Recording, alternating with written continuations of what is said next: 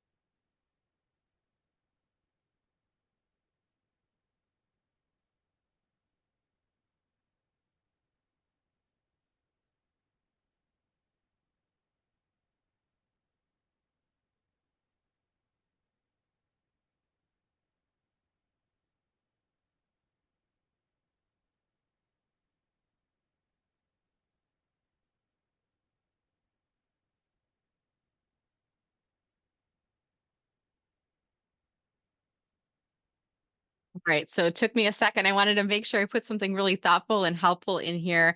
Now, what I'm going to do is I'm just going to type in a little bit of text explaining why it is that I'm resharing. In my case, I'm a LinkedIn trainer, so I'm going to do a bit of pulling the curtain back And I'm telling you why I'm doing the things that I'm doing. So I just rewrote this post and I said, short on time, repost with your thoughts from your company's LinkedIn page. Why? And then I put 3 bulleted lists.